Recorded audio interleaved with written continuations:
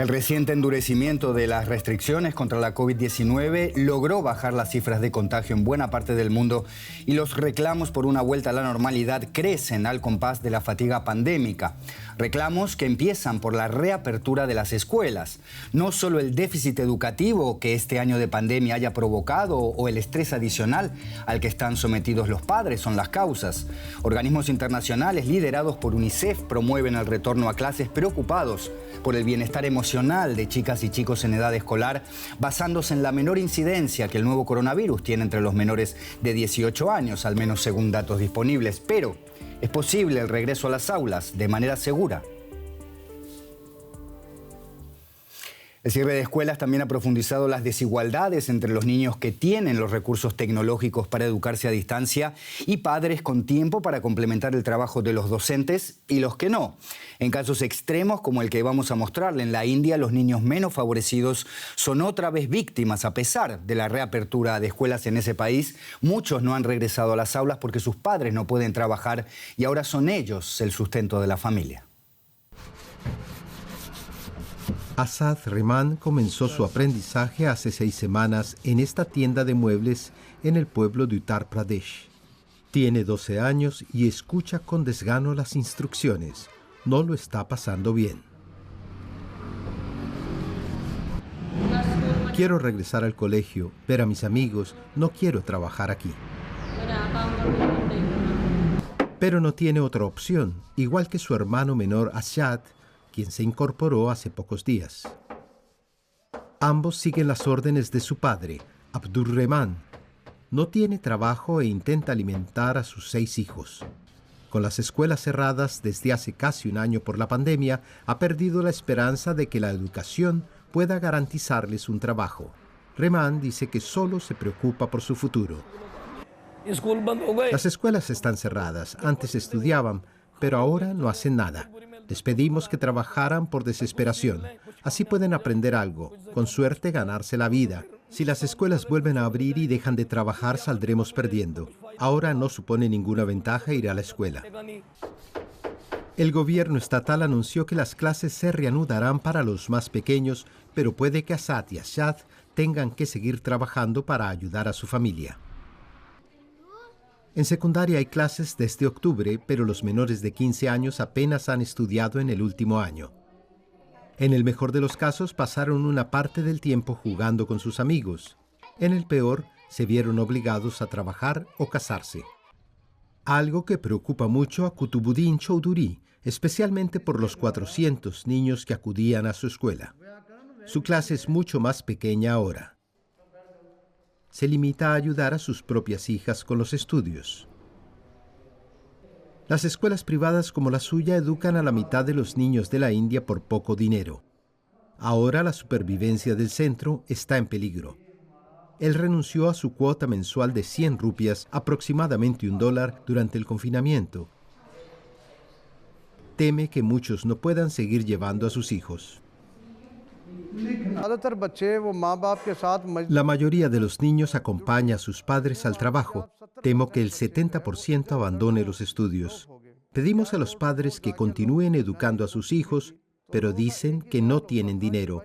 ¿Cómo se supone que debemos enviar a nuestros hijos a la escuela? La falta de medios también impide el aprendizaje digital, nos dice Chowdhury. Si los padres no pueden pagar la cuota mensual, ¿cómo van a pagar varios celulares inteligentes para tantos niños en casa? La educación nunca ha sido algo prioritario en su pueblo, dice, y ya era una tarea difícil antes del confinamiento. Chowdhury se entusiasma con la idea de ver a los niños de nuevo, pero es realista. Sabe que si al final solo regresa un cuarto de ellos, podrá considerarlo un triunfo. El consenso es que el regreso a las clases presenciales es prioritario en cualquier camino hacia la normalización. A día de hoy, según datos de UNESCO y UNICEF, unos 800 millones de estudiantes todavía sufren interrupciones en su educación. Esta cifra representa la mitad de la población estudiantil global. En nuestra región, la pandemia afectó al 97% de los estudiantes latinoamericanos de su educación habitual debido al cierre de las escuelas. Varios países ya tienen, entre tanto, planes para regresar a las aulas. aulas. Chile, por ejemplo, anunció que las clases van a volver en las próximas semanas. Perú lo hará en la segunda semana de marzo y en Argentina varias provincias ya iniciaron la reapertura. Buenos Aires lo hará el 17 de febrero. Y para hablar sobre la posibilidad de una fórmula para el regreso seguro de los chicos y chicas a clase, tenemos con nosotros al doctor Carlos Cambulain, médico pediatra argentino, expresidente del prestigioso Hospital Garrahan de Buenos Aires. Doctor Cambulain, usted es uno de los defensores de la reapertura de escuelas mientras se respeten, claro, los protocolos de seguridad necesarios. ¿Puede resumirnos qué forma concreta tendrían estos protocolos? Bueno, no hay ninguna duda que la apertura de el futuro está atado a la vacunación y sin duda a la educación. De modo que con normativas claras que no son muy difíciles, son 4 o 5 cosas que hay que cumplir dentro de las aulas, dentro de las escuelas. La apertura de las escuelas es absolutamente segura y esto tiene que ver con mantener el distanciamiento necesario, con la utilización de los barbijos, tapabocas, nariz y con el lavado de manos. Manteniendo estas conductas, definitivamente no solamente vamos a tener a las aulas protegidas, sino que también vamos a tener a muchos chicos, muchos alumnos, muchos chicos y chicas que nos van a enseñar a nosotros, a los adultos, a cumplir con estas mismas normativas que hoy en el mundo todavía están faltando. Ahora, esto en la teoría puede cerrar, doctor, pero aplicar estos protocolos requiere de millones de personas con disciplina, organización, también recursos que en muchos casos no están ahí. ¿Cómo responder a estas limitaciones de la realidad? Bueno, los recursos definitivamente tienen que estar, los estados están definitivamente obligados a disponer de esos recursos. Así como la salud se reforzó en muchos sistemas del mundo, hoy la educación es otra de las prioridades que emergen y que tienen que estar definitivamente todos los organismos dispuestos para reforzar tanto la estructura de las escuelas como aquellas necesidades que definan los protocolos que se necesitan implementar. Y esto requiere de dinero, esto requiere de esfuerzo intelectual y esto requiere también de mucho esfuerzo de papás, de mamás y de docentes. Pero lamentablemente hoy no podemos darnos el gusto de seguir demorando la apertura de las escuelas. Por eso digo que los estados hoy tienen la obligación de disponer todos los recursos necesarios para que las escuelas abran sus puertas. Ahora, en todo este esquema de vuelta a clases, doctor, una variable clave es el nivel de riesgo que la enfermedad tiene para los chicos y su transmisión. Este es un asunto que se está investigando porque no hay datos y va al compás de la pandemia. Usted conoce los últimos datos disponibles. ¿Qué nos puede contar de ellos? Sí, verdaderamente los chicos, la infancia, digamos, cursa una enfermedad que no suele ser tan severa como la enfermedad de los adultos y menos de la enfermedad de los adultos mayores. Los datos disponibles que tenemos actualmente son esos y en la práctica diaria realmente vemos que esta enfermedad que cursan los chicos, que definitivamente se contagian, es una enfermedad mucho más leve, mucho más suave. Por supuesto que hay casos severos, pero no son en la gran mayoría de los casos. El esfuerzo tiene que estar puesto en que si hay un contagio dentro del aula, ese contagio no sea trasladado hacia las casas en donde puede haber algún adulto mayor o alguna persona con alguna enfermedad severa que sí va a estar en mayor riesgo. Pero no me preocupa personalmente a mí la enfermedad o el transcurso de la enfermedad en los niños, que definitivamente es mucho más leve que en el caso de los adultos. Doctor, una pregunta, le pido brevedad, por favor. La vuelta a clases también va a requerir de cierta flexibilidad en el modelo, porque va a depender, por ejemplo, de la tasa de incidencia en diferentes comunidades. ¿Se puede implementar un sistema con esa flexibilidad? Absolutamente, y seguramente vamos a tener que abrir y cerrar escuelas durante todo este año mientras transcurre la vacunación y del mismo modo que vamos a tener seguramente esquemas mixtos en donde va a haber presencialidad en las aulas y también educación a distancia para aquellos niños que tengan enfermedades crónicas, por ejemplo. Doctor Carlos Cambulain en Buenos Aires, muchísimas gracias por estas informaciones. Gracias a ustedes.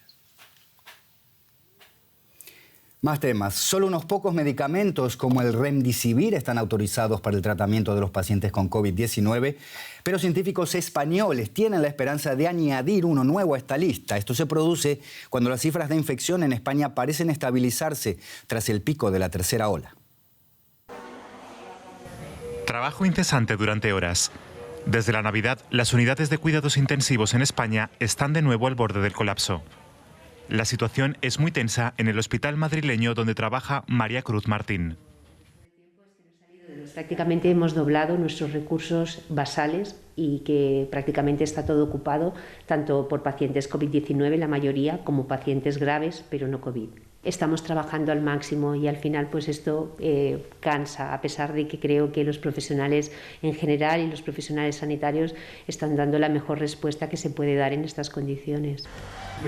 La cifra de nuevos contagios tiende a estabilizarse, pero se teme que las nuevas mutaciones den la vuelta a esta evolución positiva.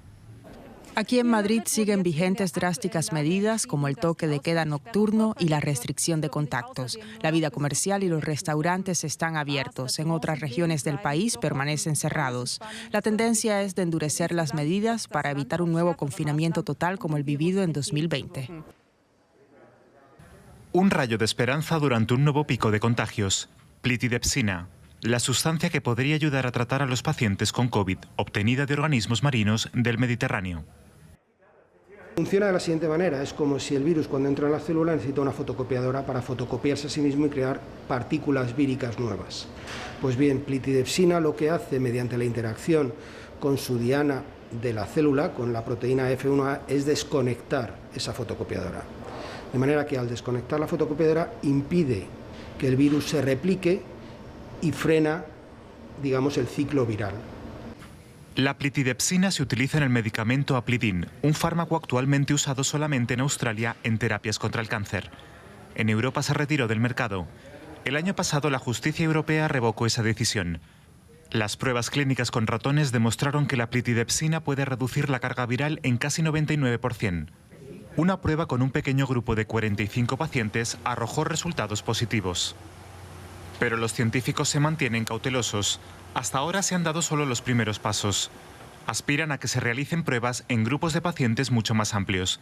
Si el experimento resulta exitoso, podría contener la severa trayectoria de la enfermedad y daría un alivio a los profesionales de la salud.